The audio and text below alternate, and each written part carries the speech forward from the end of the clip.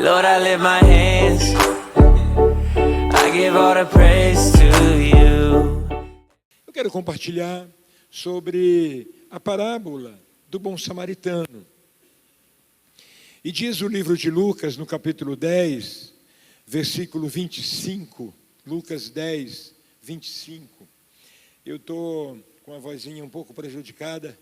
Estivemos desde sexta-feira com a nossa equipe aqui, que eu quero agradecer, a equipe foi conosco, ministrando o encontro com Deus ali, por duas igrejas juntas ali.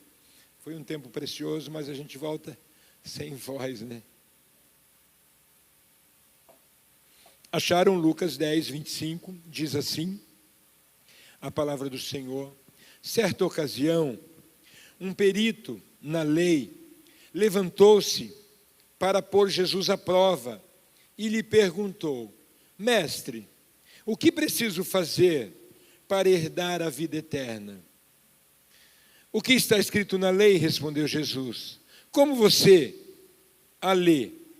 Ele respondeu: ame o Senhor, seu Deus, de todo o coração, de toda a sua alma, de todas as suas forças e de todo o seu entendimento, e ame o seu próximo como a si mesmo. Jesus disse: você respondeu corretamente, faça isso e viverá. Mas ele, querendo justificar-se, perguntou a Jesus: e quem é meu próximo?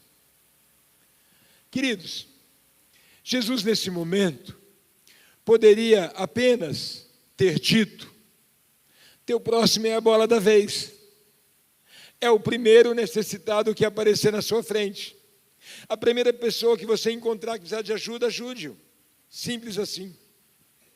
Mas Jesus tinha uma lição muito mais importante do que isso. Jesus tinha uma verdade muito mais completa para revelar. E então Jesus conta a parábola do bom samaritano. E Jesus disse, respondendo: um homem descia de Jerusalém para Jericó, quando caiu na mão dos assaltantes. Estes lhes tiraram as roupas, espancaram-no e se foram, deixando-o semi-morto. Aconteceu estar descendo pela mesma estrada um sacerdote.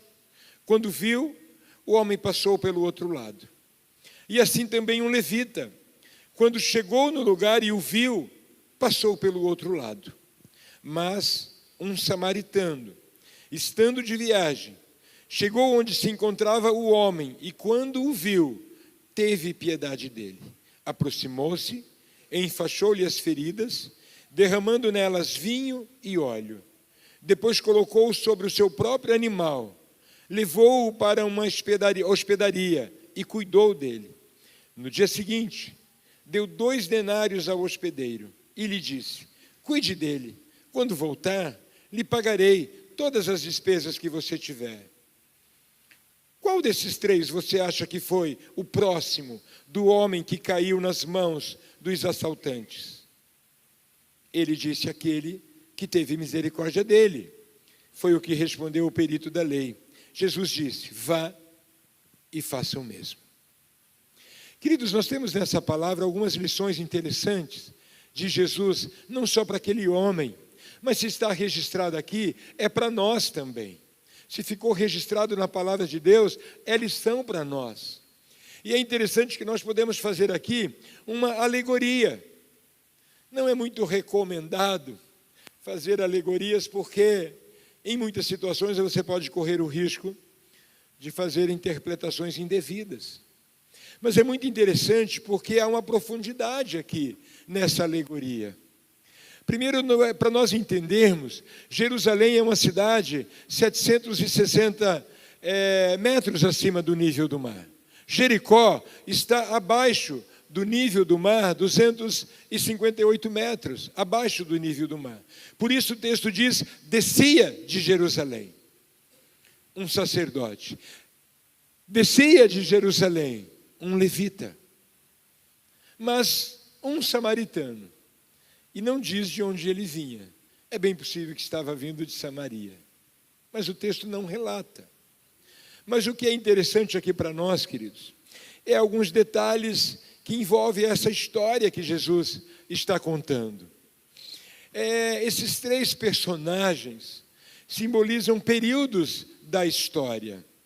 De Adão até Moisés, fala de sacerdotes, mas fala do alto sacerdócio. Nós não temos referências de como eram essas consagrações, como eram levantados esses sacerdotes. A Bíblia apenas registra sacerdotes. E isso fala desse período do sacerdote. E por que o sacerdote não pôde ajudar ou não socorreu? Porque ele vinha da mesma condição do que foi assaltado. Ele tinha as mesmas condições, os mesmos limites. Não existia neles a capacidade de mudar a história daquele homem. Estavam sujeitos aos mesmos assaltantes. E aí a Bíblia fala de um levita. Um período que fala de Moisés até Jesus. Ele também passou do outro lado. Também tinha risco de ser assaltado.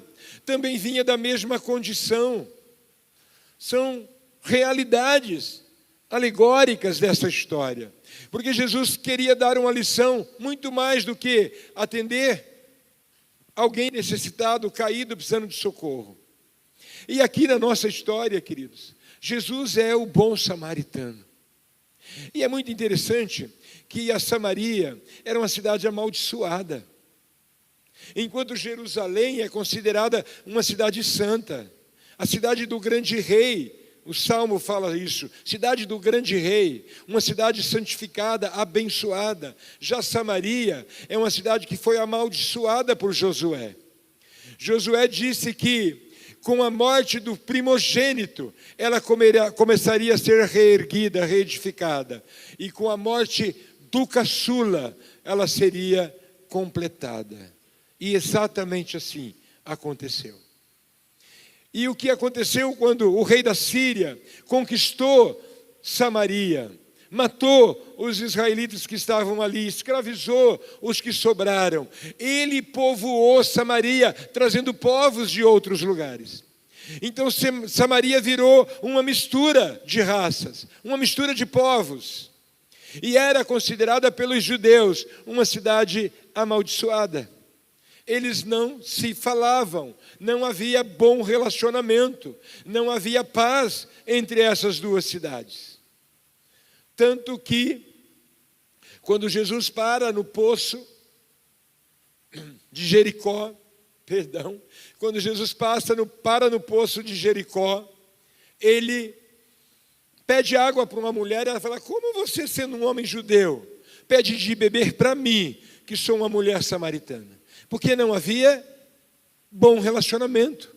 E aí, profeticamente, Jesus conta essa história para dizer: eu sou o bom samaritano, que vou atender gregos e judeus, povo de Samaria e de Jerusalém, de Jericó, de qualquer lugar. Porque ele morreu por mim e por você, independente da nossa raça. Temos aqui família de haitianos, de venezuelanos. E ele morreu por brasileiros e por povos do mundo todo. Hoje nós celebramos de uma forma tão especial essa aliança que o nosso Jesus veio proporcionar para nós.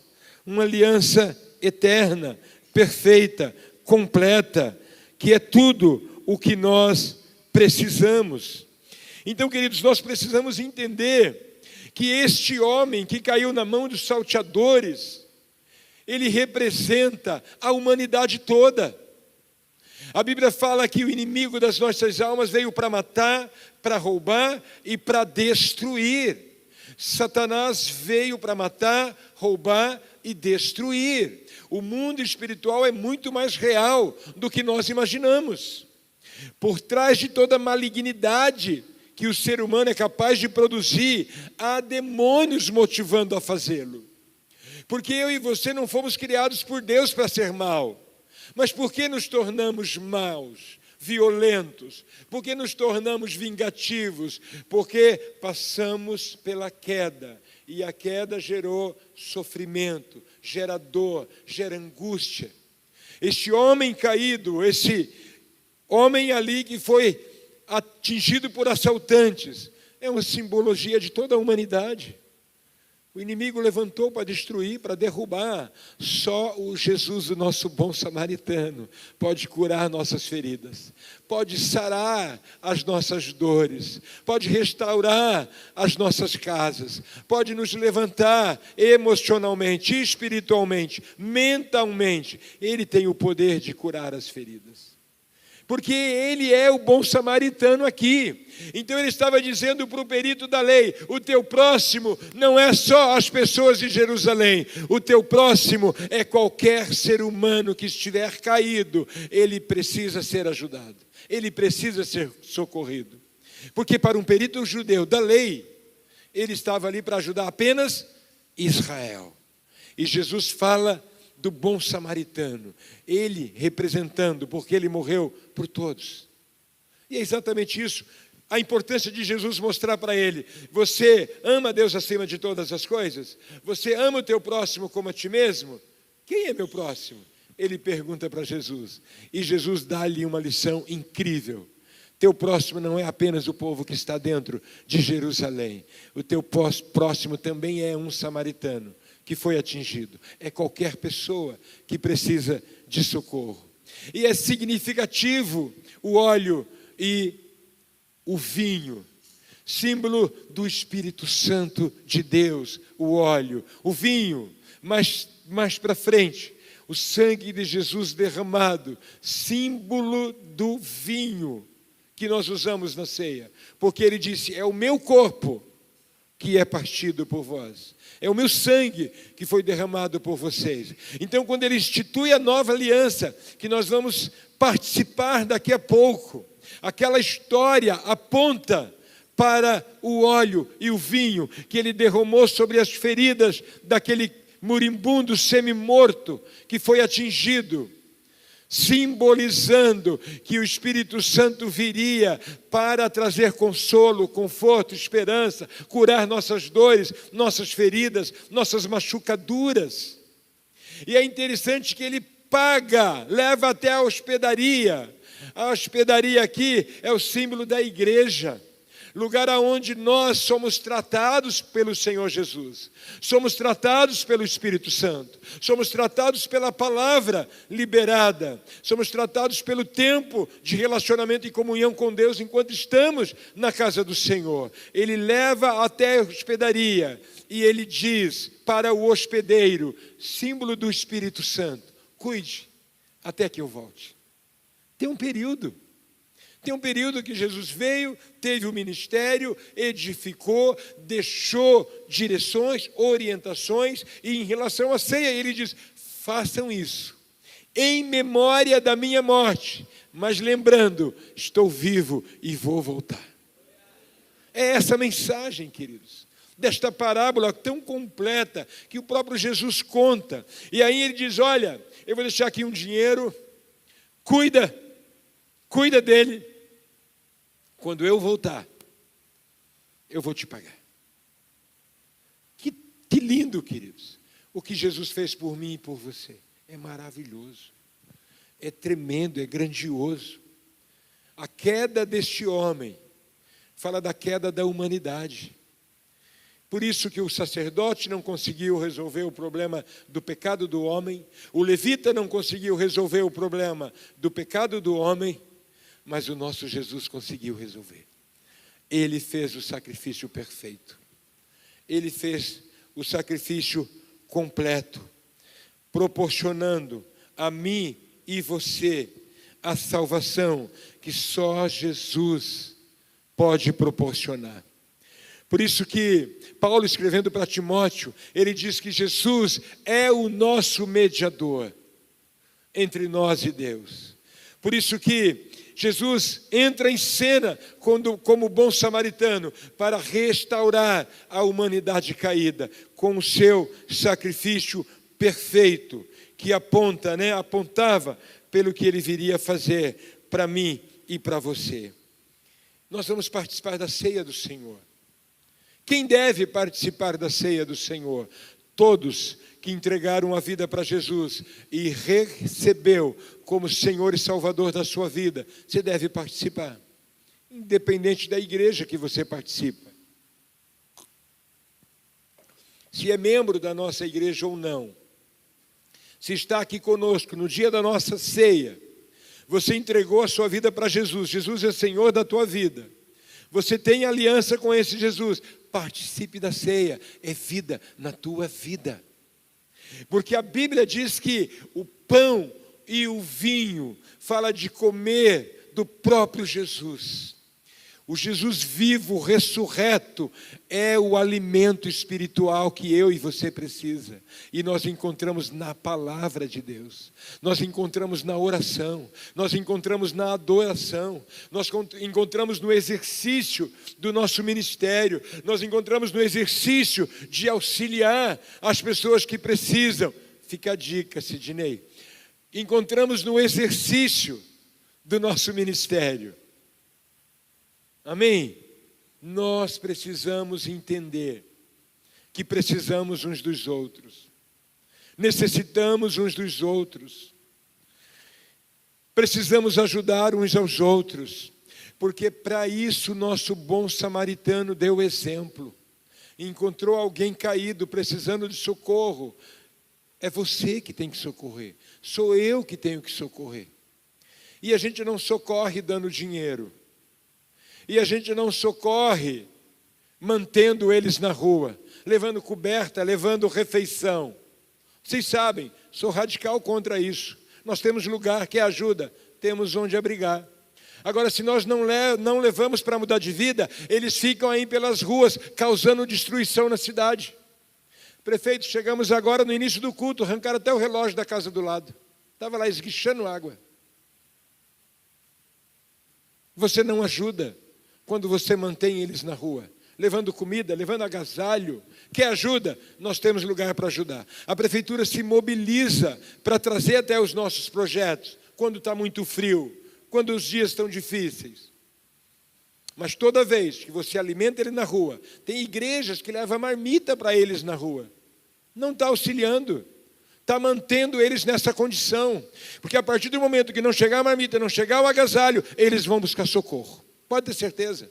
Ninguém vai ficar morrendo de frio. Você pode ir para algum lugar. Mas nós levamos a coberta, leva comida para eles na rua. Sabe o que acontece? No dia que não chega a comida, ele rouba. No dia que não chega a coberta, ele arrombaram a casa do lado aqui, porque estava vazia. Entrou, quebraram, levaram tudo, prefeito. Destruíram tudo na casa aqui do lado. Então, quando nós ajudamos, quando nós levantamos, você pode até dar o que comer. Se está morrendo de fome, eu dou. Mas você precisa tentar tirar da rua. Você precisa trabalhar para que eles saiam, sejam restaurados. Prefeito, eu faço isso há 40 anos. 40 anos tirando pessoas da rua. Tenho poucos exemplos para te dar, mas testemunhos lindos do que Deus já fez. Empresários que foi tirado da rua. Advogado que foi tirado da rua. Empresários, famílias restauradas, estavam na condição de rua. E para isso a igreja foi chamada, amém? Nós somos igreja. Somos o corpo de Cristo. O Cristo que habita dentro de você e precisa te mover a ajudar quem precisa. Falando nisso, eu vou deixa. Nós temos alimentos ali do projeto, tá? Você comprando, você ajuda a manter a casa. Alimentos deliciosos, nós estamos com novidade agora. Abençoe o projeto, esse recurso. Nós pagamos equipe, ajuda com a alimentação. Nós temos ganhado a alimentação do mercado, caiu muito essa doação, muito. E eles levantaram uma equipe lá, prefeito, que está fazendo uma seleção melhor de tudo, antes de descartar. Então, nossa doação caiu muito. Mas quem provê é o nosso Deus, amém? Os meios que Ele usa são os mais diferentes, mas dele sempre vai vir a provisão, porque Ele nos socorre, e Ele nos chamou para socorrer. Ele nos chamou para tirar as pessoas que estão caídas, a socorrer. E não tem que olhar. O perito da lei, com certeza, ele estava pensando apenas no judeu necessitado que ele ia levantar. Então Jesus conta uma parábola para dizer, é muito mais profundo o nível de auxílio que eu quero que você pratique. Ame o seu próximo, mas o teu próximo tem que ser qualquer um que precisa, independente se é evangélico, se é católico, se é espírita, se é de alguma religião africana, de origem africana, independente. Temos alguém precisando. Se nós estendermos a mão, estamos fazendo o que Jesus mandou. E estender a mão é levantar, é curar, é tirar da condição de caído, é tirar da condição de rua. Esse é o desafio da palavra de Deus para mim e para você. E hoje, quando nós participamos da ceia do Senhor, nós precisamos lembrar que nos alimentamos de Cristo para servir quem precisa, para servir as pessoas. Por isso precisamos estar espiritualmente saudáveis, espiritualmente disponíveis, para auxiliar quem precisa. Vamos lá. Qual foi a última vez que você ajudou alguém? Pense, não precisa me responder. Levanta a mão assim muito disfarçadamente. Qual foi a última vez que você ajudou alguém? Uma campanha para levantar medicamento para alguém? Uma campanha para alguém fazer uma cirurgia? Ajudar uma cesta básica? De vez em quando a gente fala, pessoal, estamos sem cesta básica na igreja, temos famílias precisando. É sempre os mesmos que aparecem, com algum alimento, para a gente montar a cesta. E todos nós, todos, poderíamos ajudar. Todos. Porque todos têm alguma coisa sobrando, que na hora que você dividir, Deus vai multiplicar e vai mandar mais. Eu sempre falo para o pessoal do projeto que controla os alimentos, quando eu chego lá, tem coisa demais, eu falei, gente, tem coisa demais aqui, vamos abençoar quem precisa. Então, pastor, mas se temos muito, vamos abençoar quem precisa. Prefeito, nós tivemos uma fase da gente mandar ajuda para Maringá, para Arapongas, Ibiporã, Cambé, Londrina, ajudar outros projetos na cidade, Manaim, hospital, de tanto que a gente ganhou. Porque Deus não quer que você fique acumulando, com medo de não ter para você amanhã, e guarda por meses. Quer ver? Chegando em casa, dá uma olhada no seu guarda-roupa, há quanto tempo você não usa determinadas roupas que estão guardadas lá? E você sempre acha que no próximo inverno, de repente, eu vou precisar. Você acha, não, mas eu vou emagrecer, isso vai servir. E entra ano e sai ano, e aquele guarda-roupa está cheio de coisas que poderiam abençoar pessoas. Vamos ficar em pé, igreja?